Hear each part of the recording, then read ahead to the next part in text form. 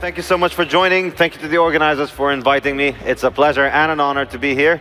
It's my first time in Amsterdam and I have enjoyed it a lot. I'm going today to be talking about the topic of my new book.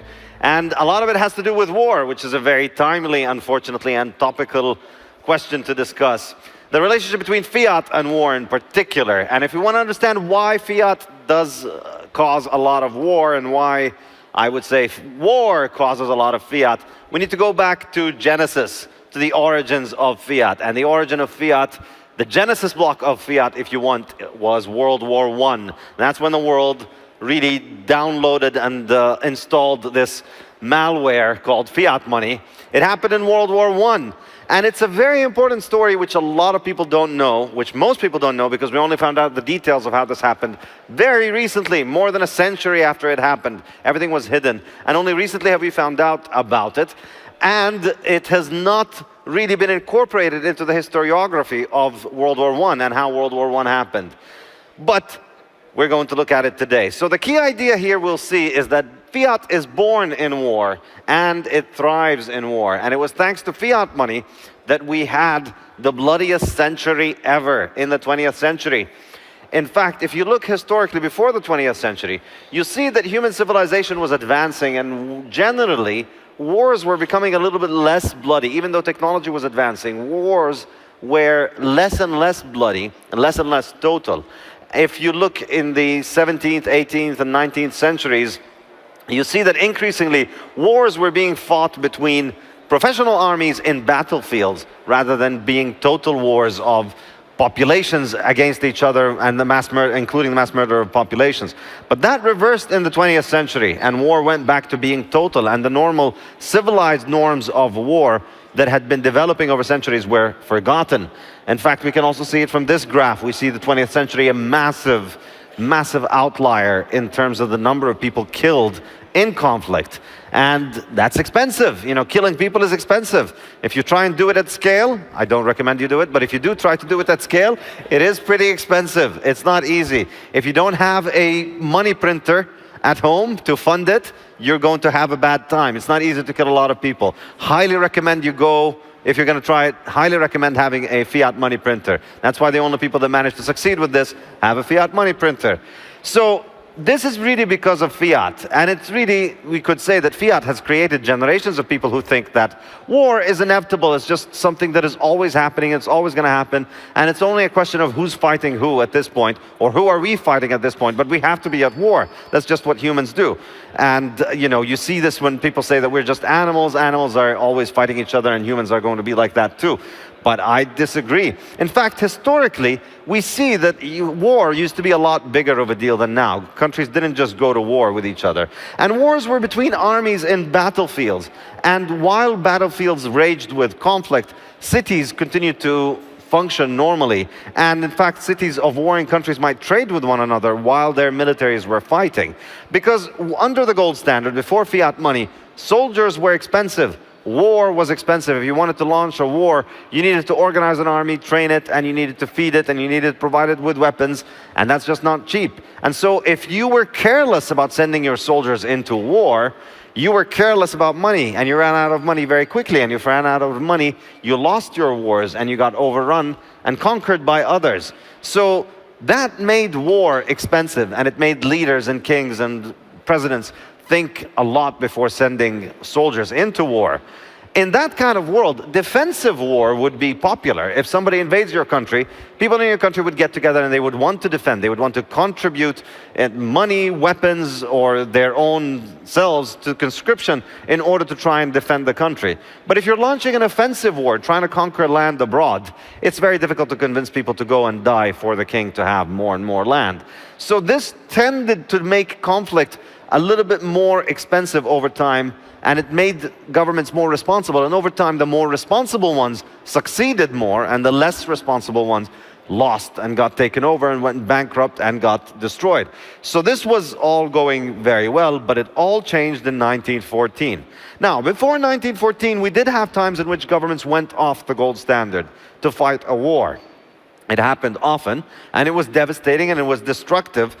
But eventually, it had to end previously because one country being off the gold standard was unsustainable. All the other countries were on the gold standard. And so the country that goes off the gold standard individually during a war ends up suffering economically, and so they have to reverse this decision. But that changed in 1914 with World War I, because all the major economies went off the gold standard. And so they could all inflate at the same time, and they managed to finance the war effort for a very long time. And that really made war permanent. It made the First World War last for a very long time, but beyond that, even after that, after the war ended, the natural state of a government was that it was now running a money printer and capable of fighting wars for a very long time. The distinction here is simple. When you have a money printer, you go to war and you can keep printing money until the value of all the money held by everybody in the country is destroyed. When you didn't have a money printer, when money was gold, you could only fight for as long as you had gold in your own treasury. So the government could only fight for as long as it had gold. Once it ran out of gold, it could no longer fight. Now, with a money printer, it's not about how much gold the government has. It's about how much wealth the entire country has. And so the government takes the wealth away from people just by simply devaluing their money. And therefore, it can keep fighting a war for a much, much longer time. And it can keep financing the war for a longer time. And it can keep conscripting people and forcing them to go to the front for a much longer time. And that's why World War I lasted so long. And that's why since then, war has become a lot easier. It's easier to just take people to war. You no longer need the consent of the people to be sent, because you have their money. You control their wealth, you can take their wealth, and then you force them to go. You make them poor if they don't go. And even taxation is no longer needed for war. It used to be that you had to tax people, which is unpopular. If you wanted to ask them for money, you'd go and you tell them, give me money, I want to send you to war. They hide the money, and then it's complicated to go after them and try and find where their money is. But if their money is fiat and you can print their money, doesn't matter if they hide it, doesn't matter how well they hide it. Their money is being devalued because you're printing more of it. So you're taking their purchasing power, whether they know it or not. So you can pay for the soldiers to go to the war, whether the people want to pay for it or not. So what people think and what people say and how people vote become increasingly irrelevant in this world. Democracy becomes irrelevant. People's will and consent become irrelevant. You just print money and you tell them what's going to happen, and they have to deal with it. And if they don't like it, they are going to be impoverished to enforce it. Their wealth is going to go to make it happen, whether they like it or not. And the end result is that it's just now considered normal for many governments that, for many people, that their governments are just constantly at war. We see this all over the world. So how did this exactly happen in World War I? Why was World War I the point at which the monetary system really shifted from being on gold to being on fiat?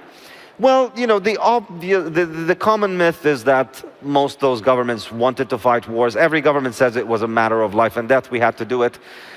And if we didn't do it, we would all get destroyed by the evil enemies. But they all did it at the same time. And they all went off the gold standard. They all increased the money supply massively. And in fact, there was a lot less public support for this war than most history books would like to tell you. And in fact, the most interesting story for me is the story of Britain, how Britain joined the war, because Britain at that time had the Bank of England, which was the world's central bank. It was really the world's first central bank at that time, because the whole world used to deal with the Bank of England. And it was the world's reserve currency. It was like the dollar today. So why did Britain get into war? Why did Britain sacrifice its position as the world leader, militarily and economically and in its empire, in order to go fight a war on the European mainland against its very, very powerful enemies and allies? Why would it get involved in this? It's a very interesting question. And if you look at it, you'll see that it was actually very different from the story that is usually told. So, usually, you know, historians like to say, well, Britain's hand was forced because of the invasion of Belgium and they had guaranteed Belgian neutrality.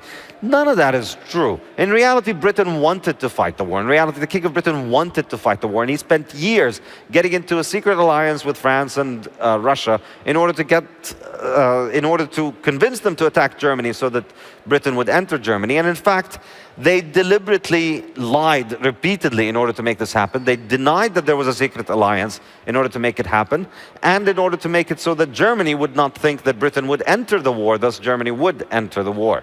The Bitcoin Standard podcast is brought to you by thesafehouse.com, my independent publisher and bookshop, selling the best Bitcoin books in high-quality cloth hardcovers built to last for generations. Most books these days are pretty fiat. They're flimsy and they fall apart quickly, and I did not want that for my books, so I set up the Safe House especially to provide you with beautiful, long-lasting classic cloth hardcovers you can proudly pass down for generations. You can get copies of my 3 books, The Bitcoin Standard, The Fiat Standard, and Principles of Economics, and you can also get copies of Lynn Alden's Broken Money, Parker Lewis's Gradually Then Suddenly, and Matthew Lysiak's Fiat Food, to which I contributed a few chapters, and Mexican billionaires Ricardo Salinas Pliego's new book, The Bitcoin Enlightenment. We now offer bulk discounts so you can buy books for yourself and for the friends and family you'd like to learn about Bitcoin. Buy any 2 books for $50, any 5 books or more for $20 per book, and for more than 50 books, it's only $15 per book.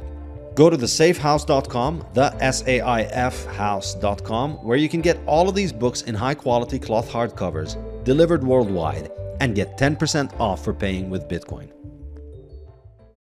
The Bitcoin Standard podcast is brought to you by the Daylight Computer. I love to work early in the morning and late at night, or in the sun outdoors, but regular computer screens are terrible at these times, and they strain your eyes.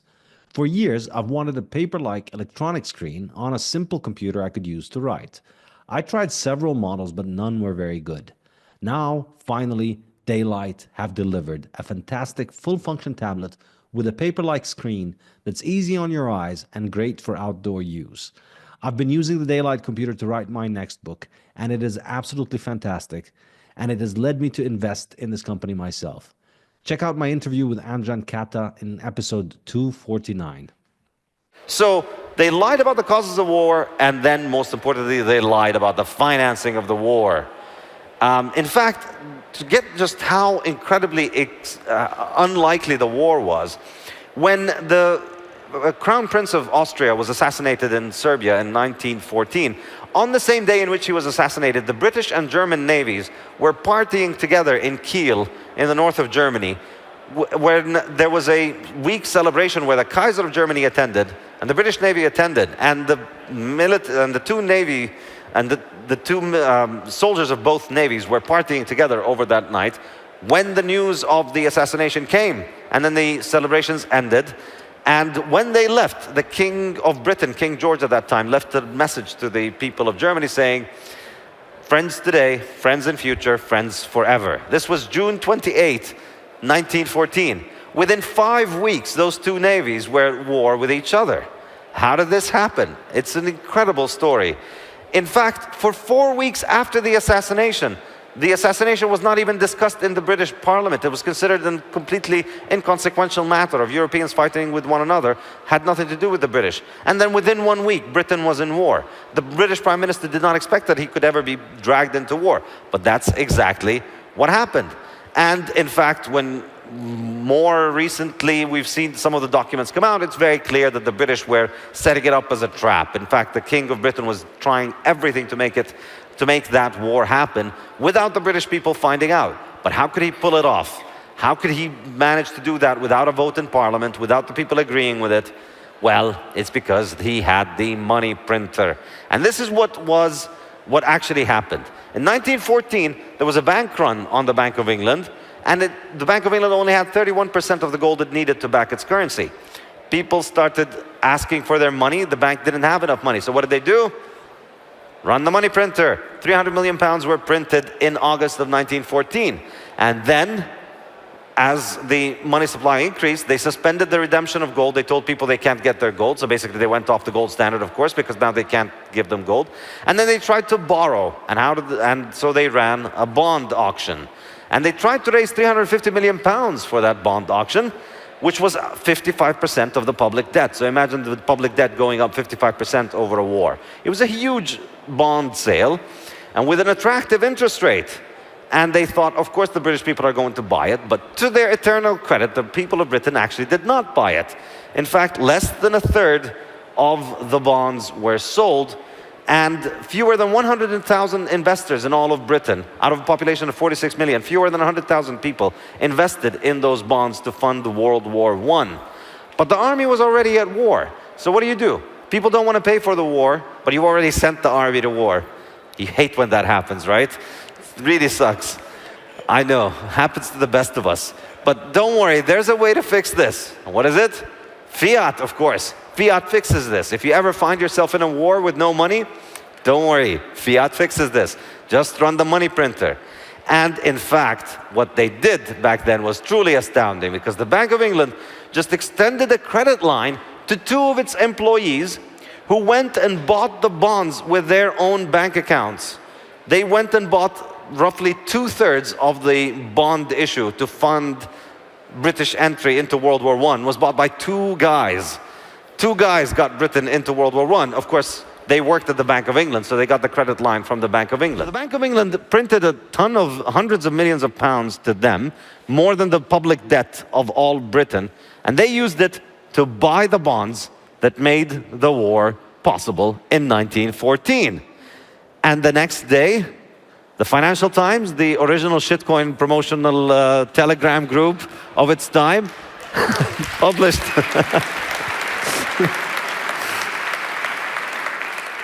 same thing, same shit they do today, promoting all of the central bank propaganda and all of the central bank shitcoins and scams. They said it was oversubscribed, 250 million pounds more than what the government wanted to raise. People have bought these bonds with so much enthusiasm. We're going to war. Everything is great. That's what the Financial Times published. And then, of course, this only was found out in 2017. 103 years later, some people were digging around in the attic of the Bank of England, and they found a detailed study that's confidential, that was prepared in the 1920s, detailing everything that the Bank of England did during 1914, and it became clear that, in fact, the bond was not oversubscribed. And the Financial Times ran a correction 103 years later. They ran a retraction. You can see it in 2017. So what did they do then? They printed all that money, and they bought all these bonds. So of course they had to stop people from using gold, because if people continued to use gold, the paper money would collapse in value. So they stopped people from using gold. They took the gold from people, they confiscated the gold, and they gave people paper, and more and more and more and more paper. And they collected the gold and they sent it to the US for credit. And that's how the British entered the war. And by getting the US involved in the lending for the war, they made it so that the US now had a vested interest in the war, and in particular in Britain winning the war. So that's how part of the reason why the US would later join the war, because they were lending Britain, and if Britain had lost, the loans would be gone. So it's just one lie after another, and it's just a series of terrible consequences snowballing one after the other.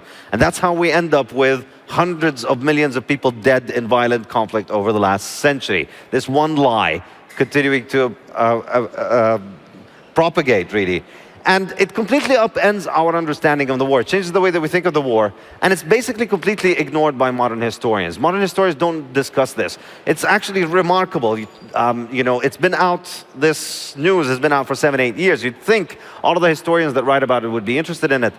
But, modern historians, they don't like to talk bad things about governments and government financing and central banks, because central banks pay their bills. You generally don't talk bad things about people who pay your bills. And that's why historians and economists don't talk about this. So Britain entering the war is a big deal, because this is likely why the war happened. If Britain had stayed out, France and Russia would likely not have intervened in Serbia. In fact, the assassination itself would likely not have happened. I think this is pretty controversial. There's no evidence that the Russians instigated the assassination of Franz Ferdinand, but there's no solid evidence, but there's a lot to hint at it.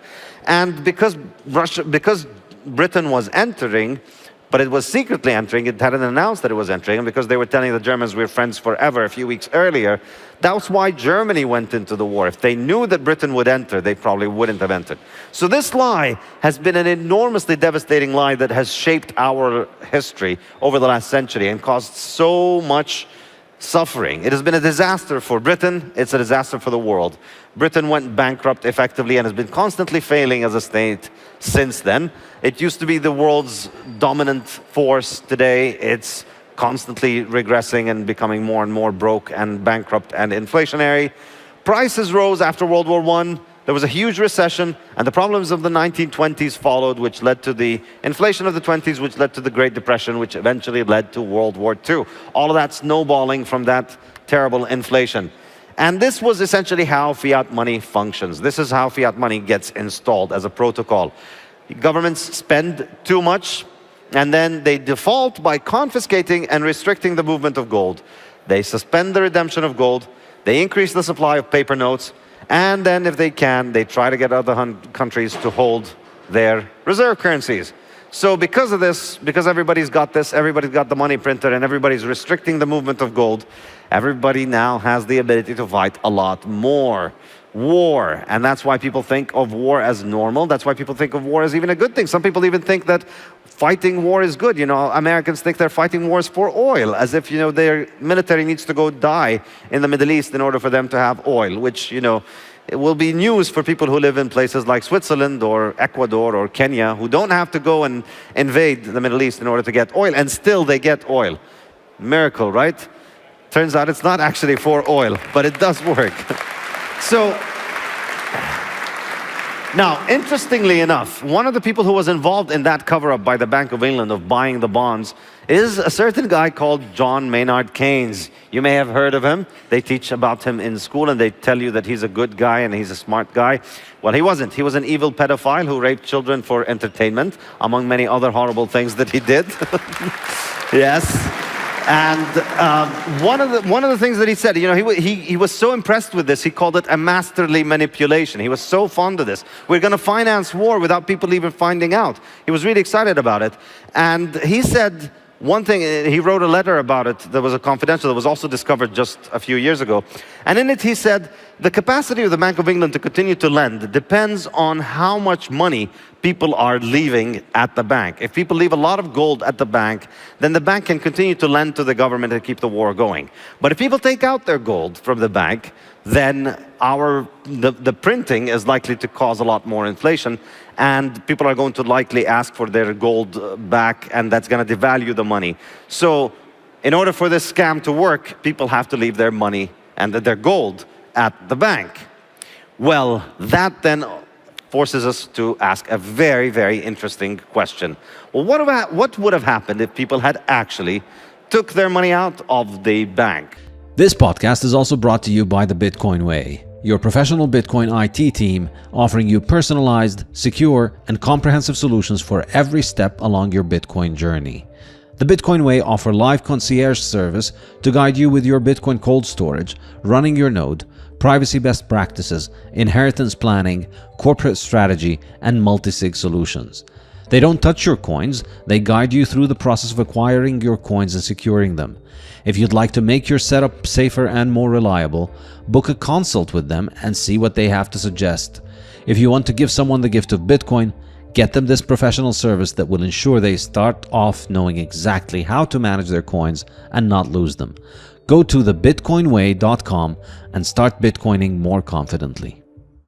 What would have happened if people had an alternative mechanism for trading internationally? If they could move their gold to trade with one another and to trade across borders without having to go through banks and central banks, if they had that in 1914 and 1915, then likely the governments wouldn't have been able to continue with the inflation that would have kept the war going. If the gold could move without governments in 1914, humanity could have rugged the central banks and ended the war. Now, we know something that can move money around very quickly. Bitcoin, right? But unfortunately, 100 years ago, it was difficult to create a Bitcoin. But the premise of imagining something like Bitcoin in 1915 during World War I can help us think about what the world would have looked like. And that basically is the premise of my new book, The Gold Standard. What would have happened if something like the Bitcoin basically existed in 1914-15 and allowed individuals to take their money out of the hands of central banks, and thus made it hard for central banks to inflate the money supply, causing this collapse of money supply, the collapse of fiat money. That's essentially what happens in this book in 1915. History takes a fork where instead of the war continuing for another 4 years of death, destruction, and devastation, we get this wonderful, beautiful machine. This is the Bitcoin of 1915, basically.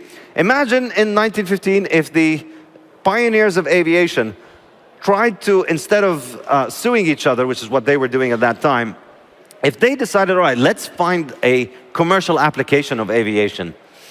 Instead of trying to keep making money out of each other, let's find a commercial use. Let's do what Henry Ford did for cars. And in this case, you know, with airplanes at that time, it was very expensive to move people around, so it wasn't a likely viable business model to transport people. And even with goods, it was likely not a very viable model to move goods around because goods are pretty heavy.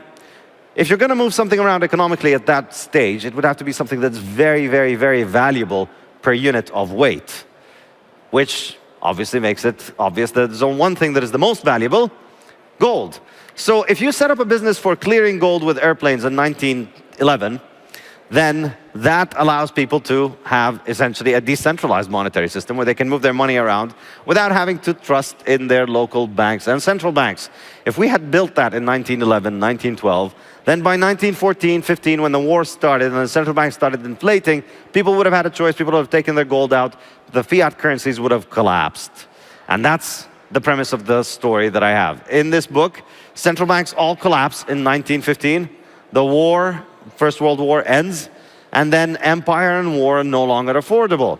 Neutral countries like Switzerland and Holland, who, to your credit, everybody here, well done for staying out of World War I. Really seriously tap yourself on the back. And in this book, Holland and Switzerland, they don't go into the World War I, and then all the neutral countries, they essentially become the superpowers of the world because they didn't get bankrupt, they didn't lose all their gold, and they had all the gold from the other countries come to them. So based on this, we get a new world order around the gold standard. So now, 1916, basically, the world is back on a gold standard, but it's a lot better gold standard than the previous one because it's a lot more decentralized. There are no central banks. There's no inflation. So then, what would have happened? How would the century have looked like? Well, we would have had free trade. We would have had monetary freedom. People would have had freedom to use money that was not inflationary. There would be no inflation. There would be a lot less war, a lot less conflict, a lot less ability for governments to murder people, and a lot more freedom, a lot more abundance, a lot more capital accumulation. Think about all of the capital that was wasted on war and death and destruction over the last century. Imagine if governments couldn't steal that from us and instead we could spend it and invest it on the things that we want. How different, how much more prosperous the world would have been. So I've spent the last year and a half basically trying to answer this question and come up with this story, which I hope you will enjoy. But before anybody gets angry and says, you know, Saif is now becoming a gold bug and he's going to start acting like Peter Schiff and telling us to buy gold, don't worry, this is still a Bitcoin book. Orange slides, back to orange from yellow. This is still a Bitcoin book because ultimately, for the purposes of this thought experiment, we made it so that gold moved around. But really, let's face it, it's very difficult to move gold around. It's a lot easier to move Bitcoin around. In the real world, Bitcoin still wins this war between gold and Bitcoin. Bitcoin remains our only chance of breaking out of this. Central banks captured gold before it could escape, and now they can always capture it, they can always neuter it, they can always stop it from being free money. But they don't have the ability to control Bitcoin, and they cannot capture Bitcoin. If we move to gold, they will rug us again, just like they've rugged us before, and they keep their wars going. If we move to gold, they will rug us again and keep the wars going. But if we go to Bitcoin, it's over. They cannot rug us. We will rug them. It's over. No more wars. Game over. So thank you very much. Thank you. Thank you. Thank you. Thank you. My books are available outside at the hall. There's still a whole bunch left if you guys want to come pick your copy up now, and I'm signing them. Thank you so much. Cheers. Introduction. The invention of Bitcoin has kindled interest in monetary history, offering people a historically unparalleled opportunity to experience firsthand the transformative potential of upgrading monetary technology. In 2018, I published The Bitcoin Standard, a book that focused on monetary history and monetary economics, explaining the problem of money over millennia in order to illustrate Bitcoin's true potential and historical significance. In 2021, I published the Fiat Standard, which also focused on monetary history and economics to explain the functioning of fiat money and its far-reaching implications. In 2023, I published Principles of Economics, a book that explained the economics of human action and detailed how civilization emerges from the cooperation of individuals. All three books offered readers a departure from the usual approach of modern economics books, in that they challenged the inevitability and desirability of government-controlled money and illustrated its many devastating impacts on individuals and society. A central theme through all three books is that human civilizational progress is inextricably linked with the hardness of our money. The harder the money is to make, the less its supply will increase over time, the better it will hold its value, and the more it will allow its holder to provide for the future more effectively, decreasing the uncertainty surrounding the future and causing us to discount the future less. In other words, hard money makes us more future-oriented, lowering our time preference, which is what initiates the process of civilization. As we increasingly value the future more, we defer immediate gratification in favor of long-term rewards. We save our resources for the future and invest them to increase our productivity. We control our base instincts and passions, subduing them to our reason, which calculates what is in our long-term interest. We cooperate and resolve differences peacefully because we recognize that the long-term benefits of peaceful cooperation far outweigh the short-term advantages of aggression. We engage in trade and build a highly sophisticated division of labor. If practiced over generations, this process of civilization manifests as a continuous increase in the material well-being of a society, with each generation living better than the previous generation. The obverse is also true, unfortunately. The easier money is to produce, the more its supply increases and its value declines over time, the less it will allow us to provide for our future selves, increasing the uncertainty surrounding the future and causing us to discount the future more. In other words, easy money makes us more present-oriented, raising our time preference, which is what destroys the process of civilization. As we discount the future more, we consume our resources with little regard for the future. Saving and capital investment decline. We are more likely to act to satisfy our present urges at the expense of our future well-being, since it matters increasingly less.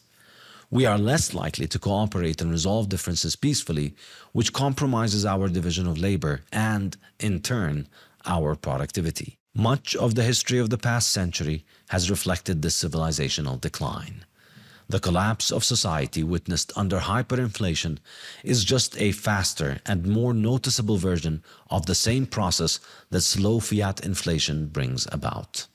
A contentious thesis for many, yet one that has found support among a growing worldwide readership with more than 1 million copies sold across 39 languages. I believe much of the book's success is due to their ability to explain to readers many of the phenomena they experience as they use different forms of money. The more I wrote and spoke about the impacts of money on time preference, the more stories I would hear from readers and listeners about their own personal experiences with inflation and how moving to Bitcoin helped them become more future-oriented, as well as their country's experiences with inflation and hyperinflation through the century of fiat money. Everywhere, there are countless stories to tell of how the destruction of money leads to the destruction of economic security and the destruction of civilization. Pervading all three of my books is a deep sense of historical regret over a world that could have been. A world where money escaped the grip of the state, was chosen freely on the market, and constantly increased in market value, allowing savings, protecting from government and central bank debasement, and limiting government power by restricting its funding to transparent taxation. Countless times when examining one particular aspect of fiat's devastation of humanity, I would find myself wondering how different things could have been, how much prosperity was lost, and how much human suffering could have been averted. For years, I have found myself drifting off into lengthy thought experiments around that question. What would the 20th century have looked like on a hard money standard? We can see how consequential the reduction in the value of money is in episodes of hyperinflation, high inflation, and even low inflation. We can see the impact upgrading from easy money to harder money has on individuals, as the stories of Bitcoiners attest. And we can see how hard money is already showing signs of transforming President Nayib Bukele's El Salvador. Every time I observe one of these phenomena, I wonder how different the world would have been in the past century had it used hard money. In many interviews, I would be asked such questions and I would find myself overflowing with ideas for answers, my mouth unable to articulate them at the rate at which my mind produces them. That feeling is what puts fire in my fingers and gets them itching to pound them into my keyboard, systematically exploring and elaborating on them, culminating in the production of a book. It would have been a natural continuation of my first two books on Bitcoin and fiat to complete the series by writing a new book stretching back further in time to study the gold standard, its workings, and the implications for society. However, that book was already written in 2001 by the late Swiss banker Ferdinand Lips under the title Gold Wars, the battle against sound money as seen from a Swiss perspective. That book was one of the inspirations for writing the Bitcoin standard, and I learned a lot from it. Most of its important ideas have already been reflected in my three books. A more interesting question was to examine the failings of the gold standard and why it was replaced by fiat money. There were many imperfections in the gold standard during the 19th century. Even at its best, it fell short of the ideal form of a gold standard in which all monetary instruments are backed by 100% of their face value in gold in the vaults of the issuer. The classical gold standard still allowed for the creation of money and credit far in excess of the amount of gold held in reserve. What would happen if we had a perfect gold standard? What would the world look like if no entity were capable of creating money without opportunity cost? This question, along with the question of what the 20th century would have looked like on hard money, inspired the writing of The Gold Standard. This book builds upon the ideas from my three previous books on the importance of monetary soundness and applies them to a series of elaborate questions. What would the world look like if we had a gold standard in the 20th century? What if, instead of downgrading from an imperfect gold standard to the catastrophic fiat standard at the beginning of the 20th century, the world had upgraded to a better gold standard? Given everything we know about the impact of hard money, just how different would a hard money 20th century have been? What would life be like with constantly appreciating money and declining prices? What would have happened if governments had not financed themselves through inflation in the last century without accountability? How much less blood would have been shed had governments had to fight their wars with their own treasuries without having recourse to inflation to rob all their citizens? How would living standards and wages change? How would the state and banking have evolved? What would have happened to education, technology, politics, and our production of energy? The gold standard attempts to answer these questions with a fictional economic history of an alternative 20th century in which the fiat money experiment fails in 1915. Since money is pervasive in all aspects of life, I endeavored to make this as realistic as possible. Rather than simply assuming the monetary system I want and shaping the world around it, I chose to construct a history that could have conceivably led to this monetary transition taking place, thereby producing realistic historical developments throughout the century. When considering scenarios for an alternative history, there are many historical junctures where an author could take the liberty of choosing different outcomes from reality, thereby changing history. Franz Ferdinand's assassin's gun could have jammed, and the conflict between Serbia and Austria would have been averted, preventing the snowball of war that was to consume the planet. Austria's old emperor Franz Joseph could have easily died a week before his crown prince nephew, Franz Ferdinand, traveled to Bosnia, making him emperor and potentially preventing his modernizing influence from causing conflict with Serbia and Russia altogether. However, such simple changes do not address the underlying historical and economic factors that led to the war, and thus would not offer a convincing rationale for the fundamental historical change. The same governments and central banks that went to war in 1914 could have gone to war a few years later with similar consequences. it was essential for me to alter a fundamental aspect of the monetary technology of the time to make this story engaging and realistic. Economists of the Austrian school have long emphasized the pivotal role entrepreneurship plays in changing history. And since this is an Austrian economist's book, I chose to make it a work of entrepreneurial fiction. It is an entrepreneur who creates a business that causes the world to undergo significant change. And the business idea draws inspiration from the creation of Bitcoin, exactly 100 years later. In essence, this book asks, what would have happened if something like Bitcoin had existed in 1911? The fork in reality from which this book originates begins in February 1910, with an imaginary letter that was to advance the development of the aviation industry in the following years. A few entrepreneurs established an airplane-based international gold clearance service in 1911, and it would have a drastic impact on the world in 1915 during the war. Outside of the aviation industry, all of the world's major events remained the same in this story until September 1915, when the fiat money experiment fails and our alternative history begins in earnest. The years 1914 and 15 were of extraordinary historical importance as they gave birth to the monetary system and world order in which we live today. By introducing developments that are not entirely outlandish to the aviation industry, this book derails the fiat money experiment in its infancy and strangles the fiat century in its crib, inviting you, dear reader, to teleport yourself via the power of imagination to this alternative world and think deeply about what it would have looked like. When considering how best to write this thought experiment, I had considered writing a fictional novel, a history book that's partly factual and partly imaginary, and a fictional economics textbook. Each of these three forms of writing would have been ideal for some part of the thought experiment, but would have been too cumbersome and unworkable for all of it. The history book can explain the political and economic realities of the world in the early 20th century, which is essential for playing out the thought experiment for the century. The novel is a good tool to introduce and explore the technological and entrepreneurial story that changes the course of history by focusing on the pivotal individuals involved. The economic textbook can provide an overview of the economic history of the alternative 20th century.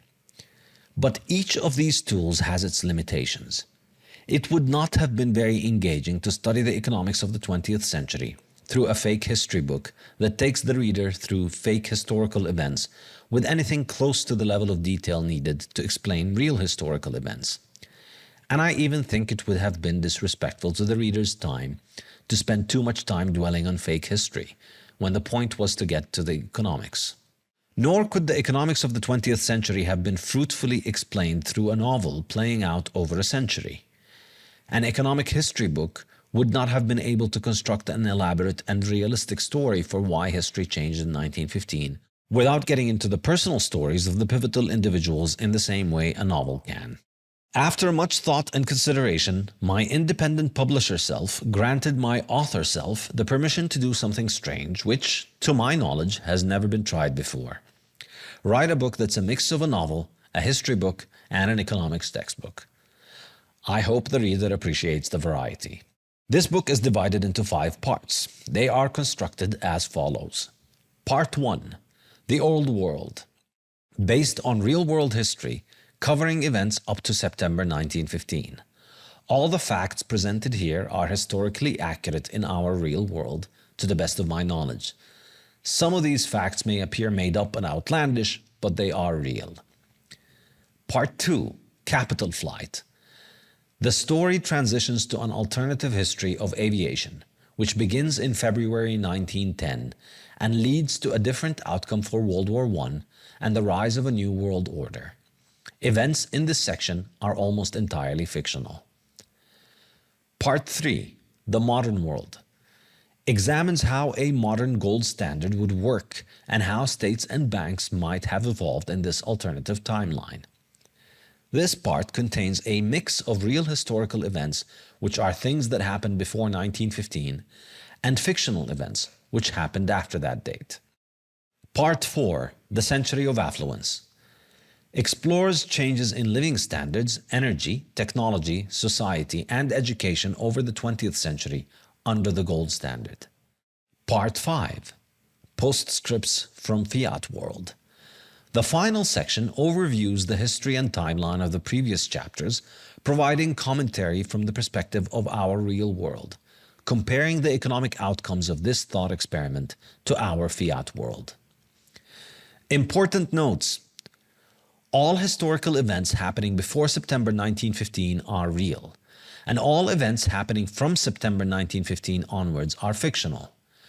Events in the history of the aviation industry are an exception, as these are real up to January 1910, but fictional from February 1910 onward. All referenced quotes are genuine quotes by the quoted person. All quotes without references are fictional. Part 1. The Old World. This part of this book is based on real history, and events here are real. The alternative history begins in Part 2.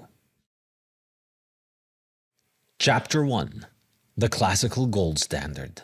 Gold is the money of kings. Silver is the money of gentlemen. Barter is the money of peasants.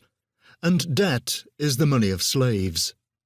To understand the economic history of the 20th century, we must first examine the monetary system that dominated at its inception. The Classical Gold Standard era, from 1873 to 1914, represented the first time since antiquity that Western civilization was using the same monetary standard. And given European industrial and economic advancement over the rest of the world, by the end of the century, the classical gold standard had arguably extended to the whole planet, as most of the world was now using gold as money or gold-backed currencies, while only a few governments still clung to the silver standard and became increasingly marginalized economically, with the largest capital holders in their territories shifting to gold. Why gold? But why did money concentrate in gold and silver, and then gold alone? The answer can be best understood with reference to these metals having the lowest growth rate of their stockpiles. A detailed study of monetary history shows that, at any time and place, whatever is used as money is whatever fungible, divisible, groupable, and transportable good happens to have the lowest stockpile growth rates. For instance, pre-industrial societies used seashells that were very hard to find. Societies that had not invented glass production used imported glass beads as money. Islands that had no limestone used limestone as money because limestone could only be obtained at great risk and cost from other faraway islands, making their supply difficult to increase. Prisoners use cigarettes as money because they usually cannot be manufactured in prison, and getting new ones is difficult. As metallurgy began to spread, metals proved remarkably suited for serving as money, as they were fungible, divisible, groupable, and transportable. Iron, copper, silver, and gold had all been used as money, but over time, the first three metals gradually lost their monetary role to gold, the hardest to make monetary metal, because their supplies could be increased at rates faster than that of gold's supply. It is remarkable that the rise of the gold standard did not occur through the efforts of any conscious designer or government mandate.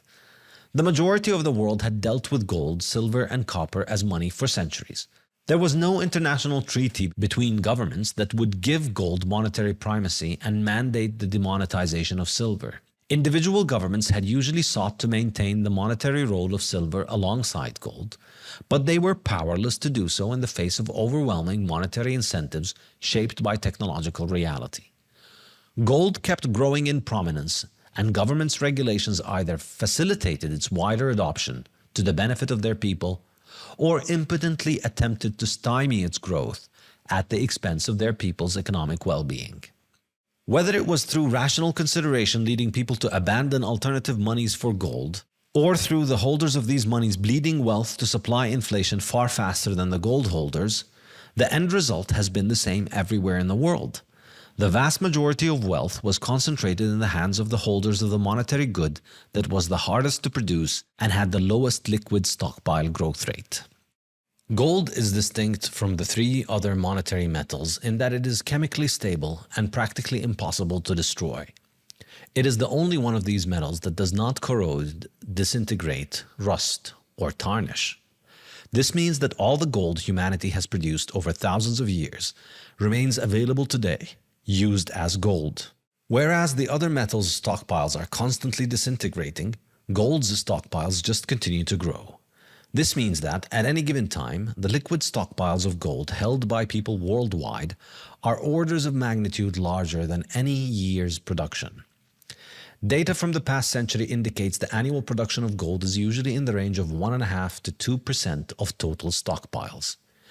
Even if production were to increase through large discoveries of gold or increases in the productivity of mining processes, the increased supply growth rate will be transitory and self-defeating, as it is added to the existing stockpiles, making the denominator in the supply growth rate larger, bringing the supply growth rate down. Since silver, copper, and iron are constantly being consumed and ruined, their fungible liquid stockpiles are constantly declining, resulting in new production constituting a larger fraction of existing stockpiles as production becomes more efficient and as industrial use increases.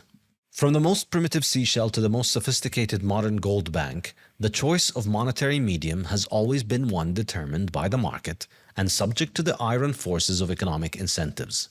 Governments enforced the market's choice, benefiting from obeying it and suffering when opposing it. By the start of the 19th century, money was gold and silver virtually everywhere. Iron had lost its monetary role long ago, and copper's monetary role was confined to increasingly inconsequential small change.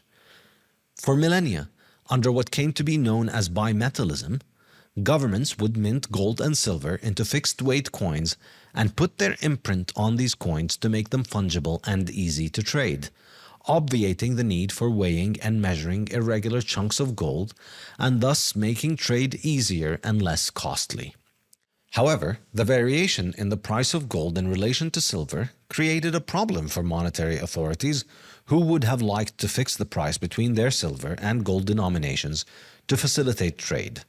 But the vagaries of supply and demand constantly shifted the price away from the desired fixed ratio. Bimetallism and its discontents.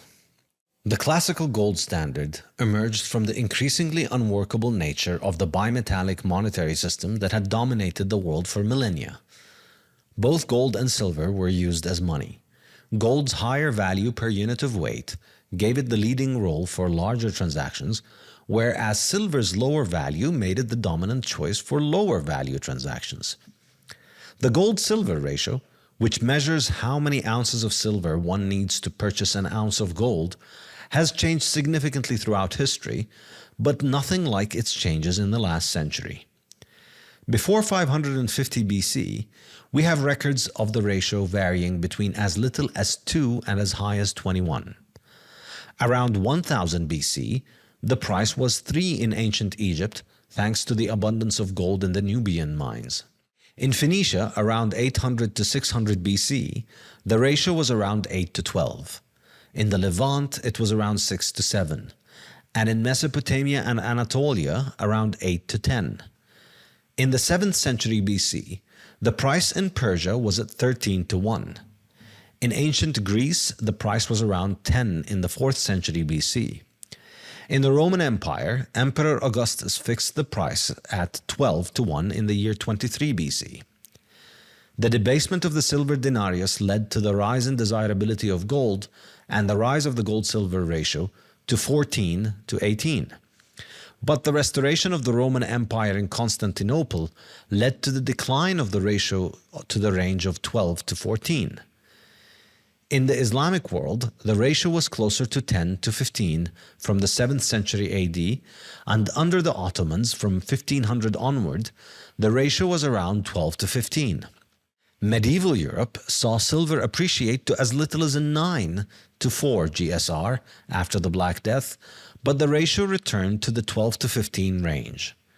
The influx of silver from the New World to Europe around 1500 to 1800 stabilized the ratio around 15. As global trade became more advanced, cheaper, and widespread, the price harmonized globally. By the 17th century, a global steady price of approximately 15 prevailed in the majority of the world's major markets and economies.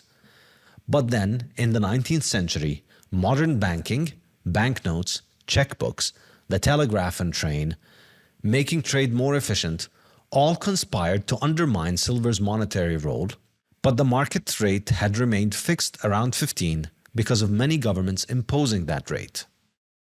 The intractable problem of bimetallism was that, being market goods, silver and gold would fluctuate in value as a result of variations in supply and demand conditions, causing them to diverge from any fixed exchange rate monetary authorities would set between their two denominations. If the exchange rate was set between the two and then the price of silver rose, the government's monetary standard presented an opportunity for arbitrage. Any citizen could acquire gold coins and exchange them at the mint for silver coins at the fixed rate set by the government.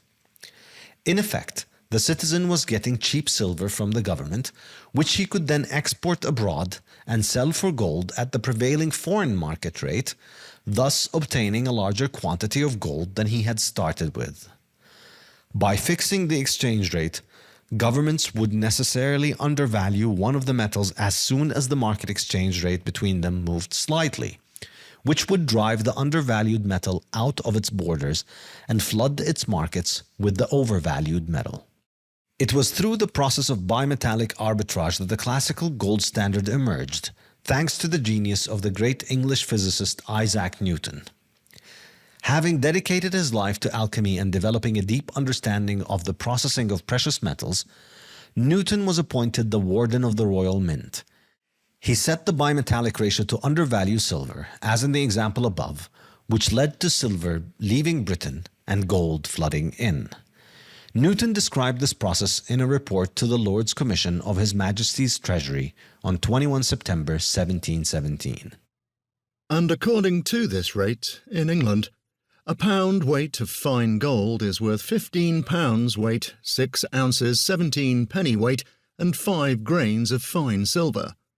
Gold is, in Spain and Portugal, of 16 times more value than silver of equal weight and alloy. In France, a pound weight of fine gold is reckoned worth 15 pounds weight of fine silver. In China and Japan, 1 pound weight of fine gold is worth but 9 or 10 pounds weight of fine silver, and in East India it may be worth 12. And it appears by experience as well as by reason that silver flows from those places where its value is lowest in proportion to gold, as from Spain to all Europe, and from all Europe to the East Indies, China and Japan, and that gold is most plentiful in those places in which its value is highest in proportion to silver, as in Spain and England. By this overvaluation of gold compared to the global markets, Britain was effectively on a gold standard, with silver progressively marginalized until 1816, when the Coinage Act defined the pound in terms of gold and prohibited the use of silver for transactions larger than 40 shillings. As silver continued to decline in value compared to gold, the British people's money and wealth appreciated, as did the Spanish people's wealth, while countries on silver became poorer through their money's devaluation. Asian countries were harmed over the coming decades by their overvaluation of silver. They lost their gold and accumulated a significant amount of silver, whose supply increased at a higher rate than that of gold. As a result, it subsequently lost value in relation to gold, particularly after 1870. It is impossible to understand the economic supremacy of Europe over Asia during the 19th and early 20th centuries without this monetary context. There are important technological factors to which the decline in silver value can be attributed.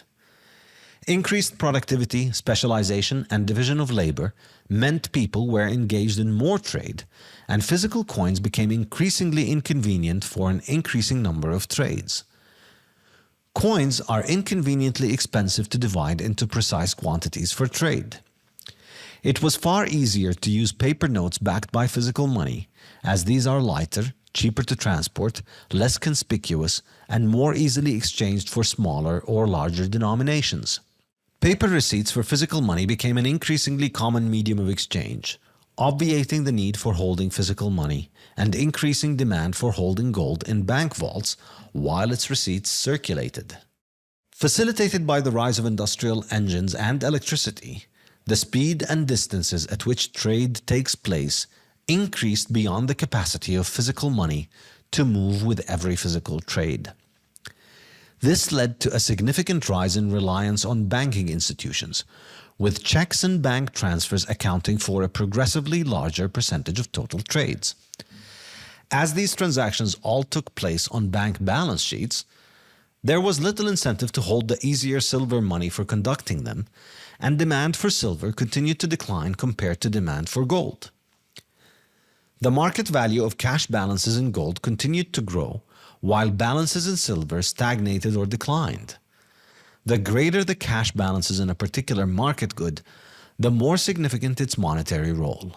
Money, after all, is the good with the largest cash balances, and people spend as money the goods in which they have large holdings. If silver's monetary role had relied on its lower value, making it more convenient for small transactions, paper and credit money obviated that role. Why use paper backed by silver for small transactions when you could just as easily use paper backed by gold, which holds its value better? Further, using the same metal for large and small transactions meant no fluctuating exchange rate between monies. No longer were kings and nobility the only ones who could afford gold as their money. Everyone could hold gold in the form of small denomination paper backed by gold. The hardest money in the world became increasingly available to more and more people worldwide. While the demise of silver was a centuries-long process driven by economic incentives, the decisive event that ended silver's monetary role was a clear historical moment: the Franco-Prussian War of 1871. At the time of the war, France was on a bimetallic standard of gold and silver, while newly united Germany was the world's largest silver standard industrial economy. It was obvious that silver was declining, and Germany astutely seized the opportunity its victory presented by taking its indemnity from France in gold and using that gold as the new basis for its monetary cash balances. After officially adopting the gold standard in 1873, Germany experienced remarkable economic growth over the following decades, while silver's gradual decline accelerated. Also in 1873, the United States Congress passed the Coinage Act, which ended the minting of silver into monetary coins by the United States Mint and effectively put the US on a gold standard. In 1900, the Gold Standard Act legally defined the dollar as 23.22 grains of fine gold and formalized the gold standard explicitly. The Latin Monetary Union, LMU, was a monetary coinage convention adopted in 1865 between Belgium, France, Italy, and Switzerland to standardize the denominations of coins across these countries and their precious metal content. Greece joined in 1867, and many countries and colonies adopted all or some of the coin specifications without formally joining the LMU. The LMU specified the exchange rate between its members' silver and gold coins, making the two metals interchangeable at a price of 15.5 ounces of silver per ounce of gold. But in the wake of the American and German switch to the gold standard, the price of silver plummeted, making the LMU's gold-silver price unsustainable. Citizens of LMU countries could purchase silver and send it to the local mint to make coinage and then convert that coinage to gold at the specified rate. Since the rate overvalued silver, they would end up with more gold than the amount they had used to purchase physical silver. This profit came at the expense of the government's mint. The LMU de facto switched to a gold standard in 1873, then formally limited the minting of silver coins in 1874. With the price continuing to decline, the LMU suspended minting silver coins completely in 1878. With Germany, the United States, France, Italy, Switzerland, Belgium, and Greece all practically going on a gold standard in the 1870s and joining Britain, Holland, and Sweden, the vast majority of the world's economic output and trade was now gold-based. This era also marked the emergence of economic globalization. Even countries that weren't formally on a gold standard used gold extensively in trade. Anyone, anywhere could now trade with anyone, anywhere, using the same monetary unit, with no concern for exchange rate fluctuations or monetary instability. A gold coin could travel the world, and banks based on gold built ever-widening settlement and clearance networks, facilitating ever-cheaper trading by crediting transfers and settling them collectively with periodic rebalancing. This resulted in an unparalleled economic boom that was to last for decades, though it was punctuated by frequent severe financial crises. When goods flow peacefully across borders, bombs and armies become far less likely to cross them, and the end of the 19th century was relatively peaceful, although it too was punctuated by crises. After the Franco-Prussian War of 1871, there were no wars pitting the major European powers against each other except the Turkish-Russian War of 1877 to 78. But imperial ambitions meant a constant threat of major conflicts breaking out. The classical gold standard's Achilles heel. However, the classical gold standard had a major problem that prevented it from functioning optimally in its ideal form: the incessant extension of bank credit without corresponding savings. In 1912, at the young age of 30, the Austrian economist Ludwig von Mises wrote The Theory of Money and Credit, which astutely identified the root of, and the enormous implications of, the problems with the classical gold standard. Mises identified two types of credit issued by banks. The first was commodity credit, which is credit for which the bank has full backing in terms of savings at the bank equal to the entire sum of the loan, and which is deposited for the entire duration of the loan. The second was circulation credit, where the bank has no savings matching the loan's sum and duration. Should there be a discrepancy between the quantity of credit the bank borrows and the quantity it lends, or a discrepancy between the maturity dates, then the bank is no longer engaged in lending commodity credit, but rather in circulating credit. In this case, the bank is not merely transferring the money of savers to entrepreneurs. It is issuing credit that is being used as money, effectively inflating the money supply and causing substantial consequences. Money, Mises explained, is unique in that it is the one good that is obtained purely to be exchanged for something else. It is not consumed like consumer goods, nor is it used in the production of other goods, as capital goods are. Since its sole purpose is to be passed on and it performs no physical function for its owner, a claim on it, or a substitute for it, is capable of playing its role in a way that cannot be played by any substitute or claim on another consumer or capital good. A voucher for a steak cannot be eaten, and a receipt for a machine cannot produce the goods that the machine produces. But a receipt for money can be used to settle payment just like the money itself. Due to the unique nature of money, monetary substitutes can apparently serve the functions of money. They can be acquired and spent as payment for goods or services without having to be redeemed for money at the issuing bank. The banknotes or bank accounts that the bank issues as circulation credit are themselves the medium of exchange without requiring redemption for money. By producing credit and paper without full backing with savings, banks and central banks were effectively creating new money to add to the money supply. Even though the entire reason gold was money was that its supply is hard to increase, banks had managed to create monetary instruments that were as good as gold by generating credit without backing and then having their customers use this credit as money. Rather than long hours in labs trying to unravel the mystery of the philosopher's stone, alchemy in the 19th century was carried out every day by bankers issuing credit without corresponding savings. But of course, there is no free lunch in economics, and the creation of more money had to come at a cost. In his masterpiece, Mises explained that the extension of credit without savings covering the entire sum of the loan results in the recurring financial and monetary crises that plagued both the 19th century and the early 20th century. When a government allows banks to suspend redemption of their notes and credit for gold, it effectively turns these instruments into money themselves, causing a decline in their value compared to gold. As Mises concluded, attempts to carry out economic reforms from the monetary side can never amount to anything but an artificial stimulation of economic activity by an expansion of the circulation, and this, as must constantly be emphasized, must necessarily lead to crisis and depression.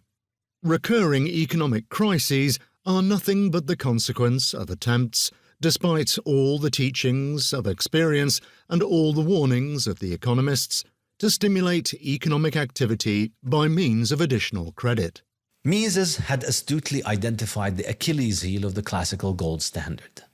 Banking monopolies could engage in inflationary credit expansion, which would cause recessions and financial crises and increase the supply of money substitutes on the market. This, in turn, would cause a decline in the value of money substitutes that offset the rise in their value caused by increased productivity. He would be proven correct in the most devastating way imaginable within 3 years of the publication of his book. The primitive nature of the classical gold standard would become apparent as people engaged in the same predictable herd behavior every few years, with little awareness or ability to change course. "This time is different" was a constant refrain among people involved in financial markets, as inflationary credit expansion created several large and destructive speculative bubbles. The pattern repeated frequently.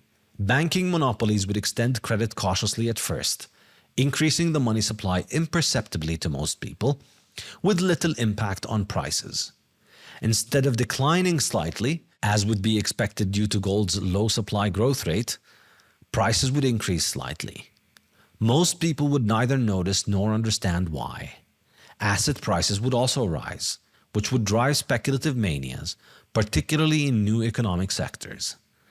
The more cautious the inflation, the longer the inflationary monetary policy could go on, which in turn encouraged banks to become more inflationary and walk too close to the edge of the monetary cliff, so to speak.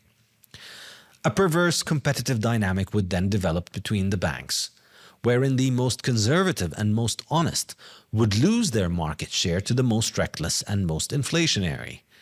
Banks would gradually increase their credit creation until they reached the point where they created speculative manias and bubbles in various sectors of the economy, typically in new sectors and industries with rapid growth.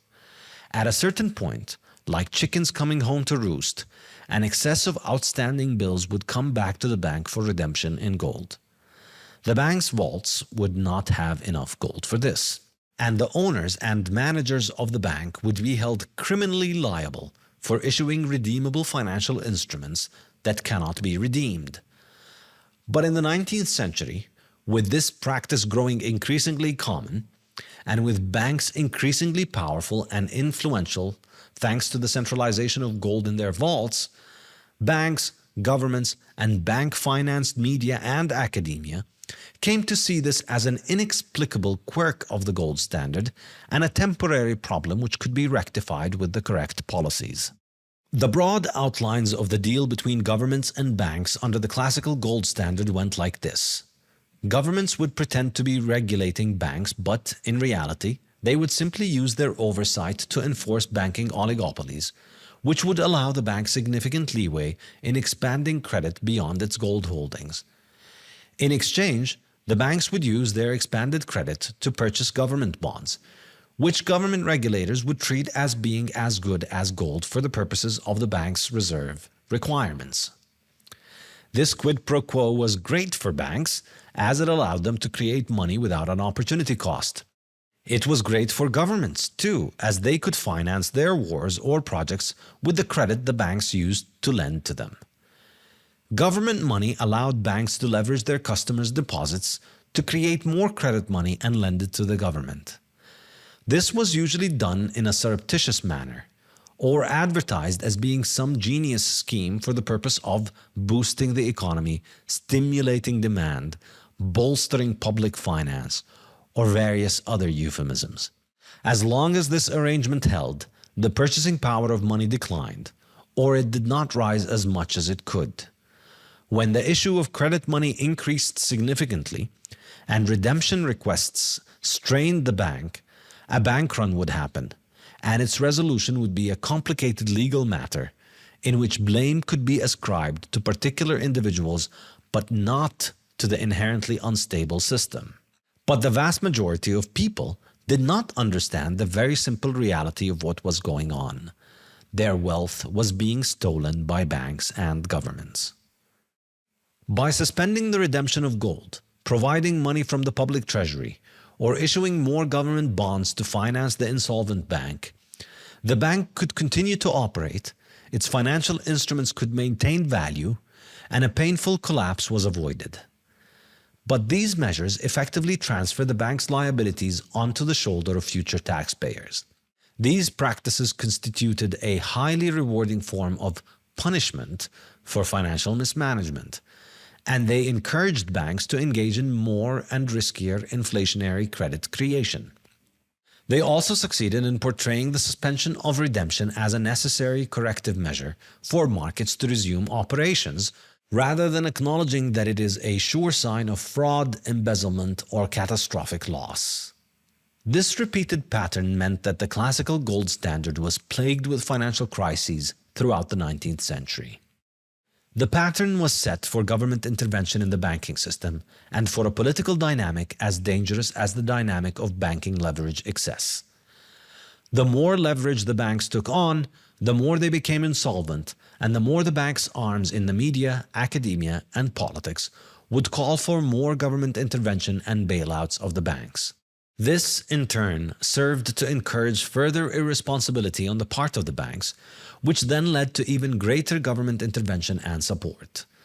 The process inevitably culminated in the centralization of reserves into a central bank owned by the major banking cartels and granted monopoly status by governments.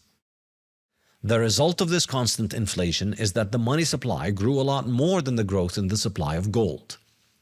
This expansion would accelerate until the bubbles burst and a solvency crisis hit the affected bank, causing the money supply to shrink.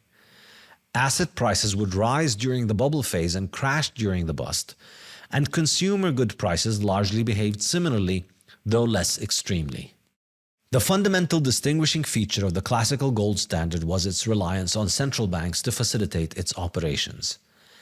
As communication and transportation advanced in the 19th century, making trade across distances increasingly common, bank reserves had to be increasingly centralized to facilitate trade quickly. The average distance between a man and his money grew steadily as bank reserves became more centralized. Not only was he no longer taking possession of his money, but increasingly larger fractions of it were not even held in his own bank. Instead, they were held in the bank's head branch or the regional or national central bank.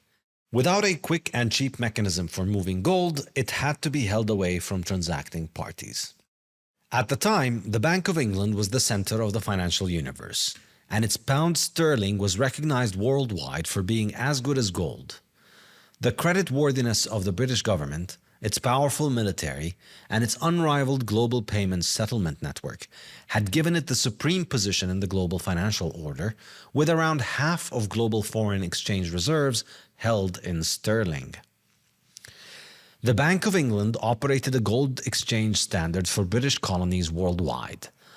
Under the gold exchange standard, foreign central banks were relieved of the trouble of having to perform clearance of physical gold or take custody of gold by instead using the paper notes and credit lines of the Bank of England. As more remote territories joined the global economy and traded with one another, it became far more convenient for them to deal with the world through the Bank of England. Gold at the Bank of England was faster than gold outside it. As the British Empire expanded, the clearance market for the Bank of England grew larger and more liquid, making it increasingly sensible for global banks to rely on a balance at the Bank of England for global trade. Since the colonies used the bank to settle their international payments, they were expected to hold significant amounts of these reserves at the Bank of England and not seek redemption in gold. Since taking custody of their gold was expensive, most central banks rarely did it. The more countries placed their gold at the Bank of England, the more the Bank of England could expand the supply of its paper and credit without commensurate gold backing. This allowed the bank a certain inflationary margin, to the point that by 1913, the ratio of official reserves to liabilities to foreign monetary authorities was only 31%.